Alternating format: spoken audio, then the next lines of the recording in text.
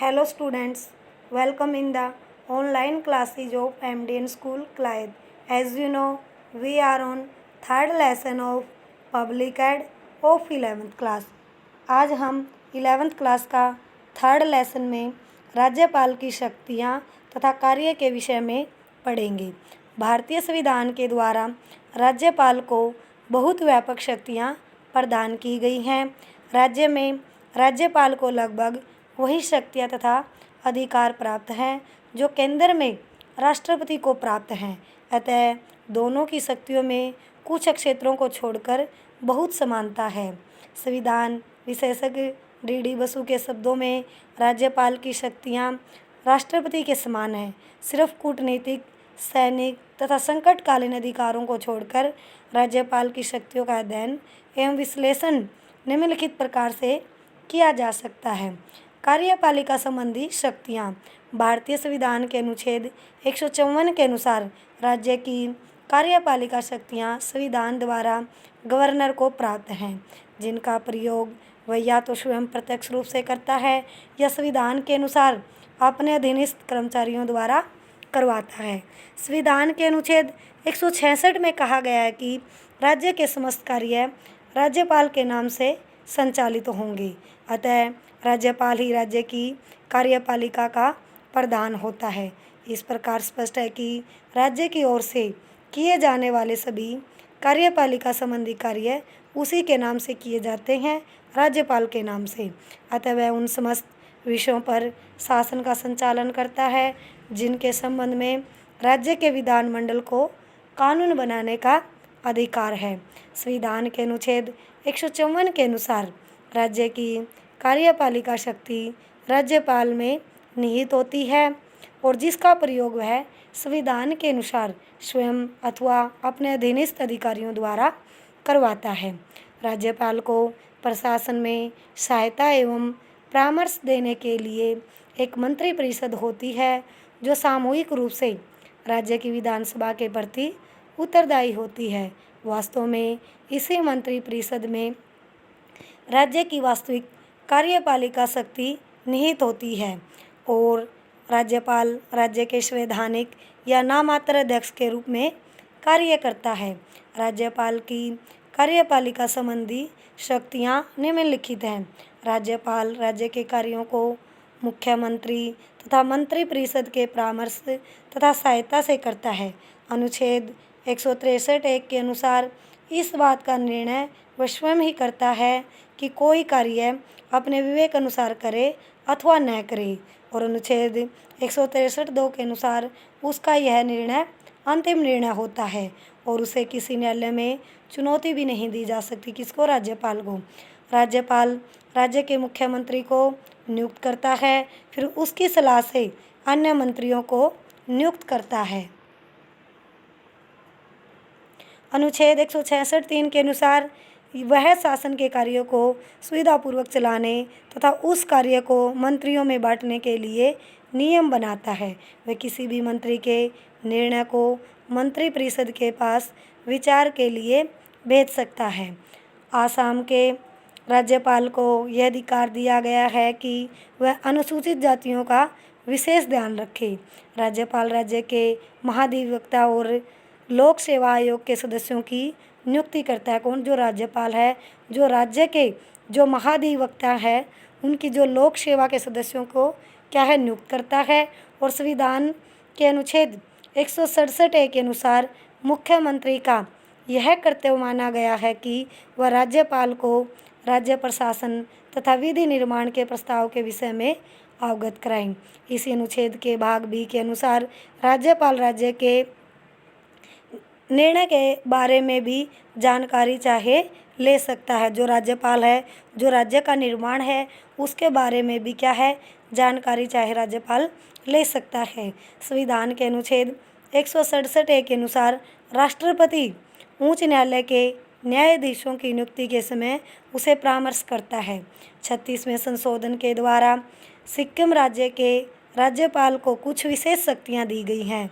वे इस संशोधन के अनुसार सिक्किम के लोगों के विभिन्न वर्गों को सामाजिक तथा आर्थिक विकास का समान रूप से यानी बराबर से उचित प्रबंध करने तथा शांति की स्थापना करने के लिए राज्यपाल की विशेष जिम्मेवारी होती है। वह अपनी इन्हीं विशेष जिम्मेवारियों को पूरा करने के लिए सिक्किम का राज्यपाल अपनी इच्छा अनुसार काम करेगा, परंतु राष्ट्रपति द्वारा दिए गए निर्देशों का उसे पालन करना होगा। किसको? राज्यपाल को। अतः संविधान द्वारा राज्यपाल को काफ़ी कार्यपालिका शक्तियाँ दी गई हैं, परंतु संसदीय व्यवस्था के अधीन वह अपनी इन सभी शक्तियों का प्रयोग प्रांतीय मंत्री परिषद की सलाह से करता है। वह प्रांत का नामात्र कार्यपालिका अध्यक्ष होता है और जिसमें संघीय शासन प्रशासन में प्रधानमंत्री एवं मंत्रिपरिषद की स्थिति अत्यंत महत्वपूर्ण है तथा राष्ट्रपति संघीय कार्यपालिका का नाममात्र अध्यक्ष होता है। वही स्थिति क्या है? राज्यपाल की भी है। वैधानिक शक्तियाँ, राज्यपाल की वैधानिक शक्तियाँ निम्नलिखित है। विधानसभा का कार्यकाल 5 वर्ष होता है, परंतु राज्यपाल की संविधान के अनुच्छेद 174 के भाग 2 के अंतर्गत उन्हें 5 वर्ष से पूर्व भी भंग कर सकता है। राज्यपाल के लिए यह आवश्यक है कि वह वर्ष में कम से कम एक अधिवेशन अवश्य बुलाए। राज्यपाल को विधानसभा के एक अधिवेशन की समाप्ति के दिन से 6 मास के अंदर अंदर दूसरा अधिवेशन अवश्य बुलाना चाहिए। राज्यपाल को यह अधिकार होता है कि वह आम चुनाव के बाद विधानपालिका का अधिवेशन बुलाए और उसके सामने नीति जो नियम बनाए गए हैं और जो भावी कार्यक्रमों का वर्णन करे, जो आगे जो कार्यक्रम करने हैं उनका, और इस प्रकार से प्रतिवर्ष विधानमंडल के प्रथम अधिवेशन में ऐसा भाषण देने का अधिकार है। राज्य विधानमंडल जो बिल पास करता है वह राज्यपाल के पास स्वीकृति के लिए भेजा जाता है, यानी आज्ञा के लिए, और भाई स्वीकृति लेना किसकी? राज्यपाल की। इस अनुमति के पश्चात वह एक्ट बनाता है तथा कानून के रूप में उसको लागू किया जाता है। राज्यपाल का किसी भी बिल को अपनी सिफारिश के साथ विधानमंडल को पुनः विचार के लिए, यानी उस पर दोबारा विचार करने के लिए वापस भेज सकता है, परंतु दूसरी बार विधानमंडल जिस भी रूप में उसे स्वीकार करके राज्यपाल के पास भेज दे तो उसे अनुमति देनी पड़ती है। किसको? राज्यपाल को।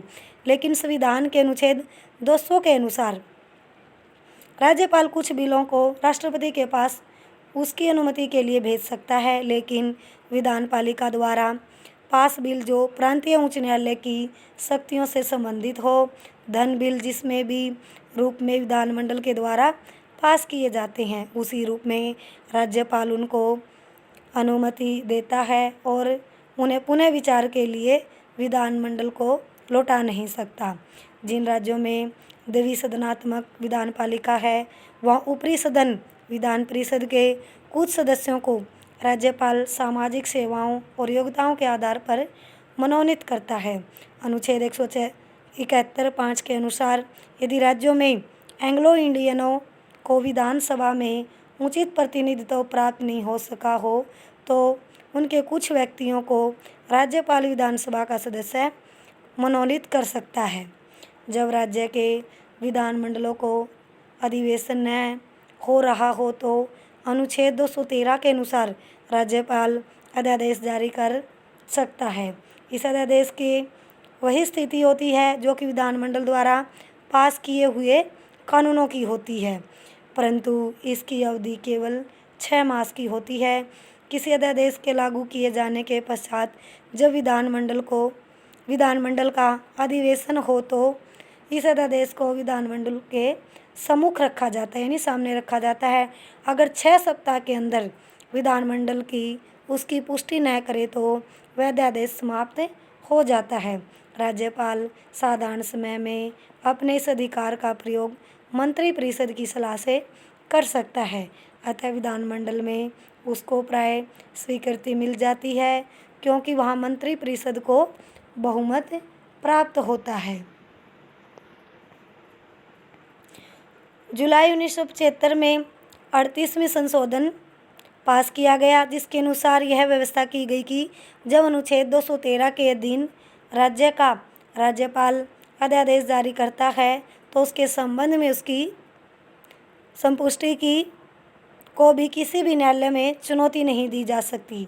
राज्यपाल उस विषय में अध्यादेश जारी नहीं कर सकता जिस विषय पर कोई बिल पेश करने से पहले राष्ट्रपति की पूर्व स्वीकृति की आवश्यकता हो या जिस बिल को राष्ट्रपति की स्वीकृति के लिए भेजना जरूरी हो। राज्यपाल के अनुच्छेद 166 के अंतर्गत राज्य सरकार के काम को कुशलतापूर्वक चलाने के लिए और उस काम को मंत्रियों में बांटने के लिए नियमों का निर्माण करने का अधिकार प्राप्त है। 42वें संशोधन के अंतर्गत यह व्यवस्था की गई है कि कोई भी न्यायालय उन नियमों को अपने सामने पेश करने की मांग नहीं कर सकता। राज्यपाल विधान परिषद को सभापति तथा उपसभापति के पद रिक्त होने पर किसी सदस्य को विधान परिषद की अध्यक्षता करने को कह सकता है। आज हम यहीं तक पढ़ेंगे और जो हमारा बाकी का शेष बचा है हम कल को पढ़ेंगे ये, ठीक है। Thank you students, have a nice day. घर पर रहें, सुरक्षित रहें। ये हम बाकी कल को पढ़ेंगे।